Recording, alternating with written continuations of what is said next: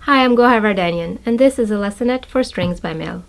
In this lessonette, I'm going to talk about the left-hand thumb, which is probably the finger that gets the least amount of attention, but it's extremely important to know how to use it to facilitate playing with our left hand. Number one thing that you have to remember is that in classical guitar, the left-hand thumb remains behind the fretboard.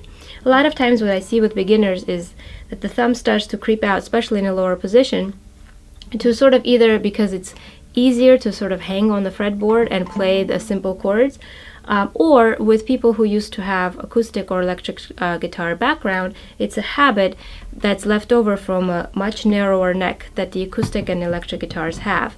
On those guitars, the thumb can actually be part of the fingering of a chord and play the bass notes. In classical guitar, because our fretboard is so much wider, there is no way we can use our thumb usefully, and what it does is actually hinders our other fingers from having their full range of motion and being able to play clean. So what happens is on simple chords, we end up playing like that, and then anything that's a little bit more difficult, we end up having to switch so that we can accommodate the harder chord. A good start is just to keep the thumb in the middle of the fretboard so you don't have to constantly change positions from easy to hard to make it happen. A good test for you is play a simple bar chord and see where your thumb falls. Chances are, if you play a bar chord, there is no way your thumb is going to show because you won't be able to play the bar chord that way. So that's a good test as to where to keep your thumb. So unless you have an unusually long thumb, it should really not cross the middle part of the fretboard in the back. The next thing is to make sure that your thumb is pretty relaxed and that you're using the bigger muscle to press with. So in the back of the fretboard, your thumb should never really do this, which means you don't want to bend your thumb at the tip joint here and then lock the other joint while as you're pressing. That could actually eventually hurt your hand.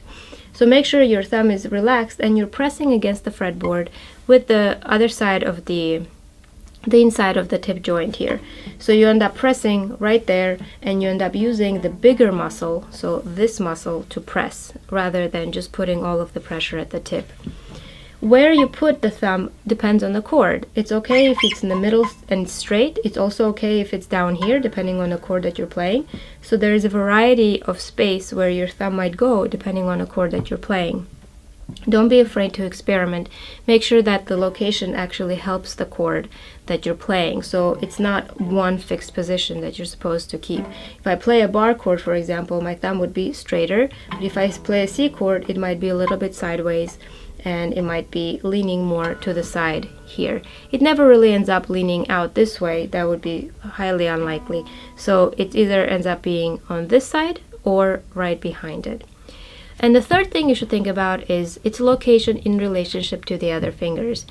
So usually when we relax our hand, our thumb ends up being either right outside of the index finger or right behind it, sometimes between 1 and 2. And that's where it is when we're playing. Depending on the chord that you play, you might find your thumb being right behind the index finger.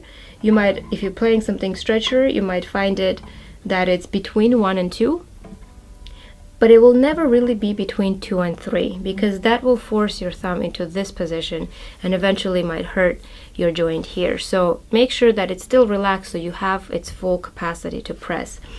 When you're playing these chords and your thumb is between 1 and 2, it helps this part of the hand, but then the rest of the hand's muscle from the ring finger and the small finger, that's developed independently so you can control that part of the hand without needing the thumb behind it to help. And as you travel up and down the neck, make sure that you release the thumb when it has to or maintain the pressure. But you never really want to squeeze while you're moving because you might actually get stuck. So when you're shifting, let's say from different frets, the thumb in the back releases lightly and then you move and then you press again and then same thing. So you don't want to maintain pressure as you move because it might squeak, it might get stuck. This is important especially when you're going back because this is almost like moving against the grain.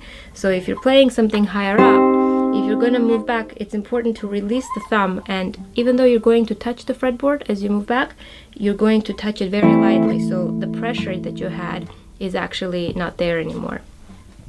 And lastly, when you get above the 12th fret, and there's a separate video on that, but don't be afraid to move your thumb down. You can't leave your thumb behind the heel here as you move above the 12th fret. So make sure your thumb follows, and sometimes that means that you're going to go right underneath here in order to be able to reach the higher notes over here. So you can watch the video on playing above the 12th fret in more detail, but it is something flexible, so there isn't one fixed position for the thumb, and each chord will have its comfortable location for the thumb to make it easier to press.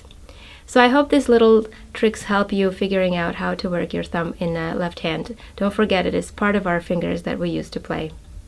Thank you so much for watching.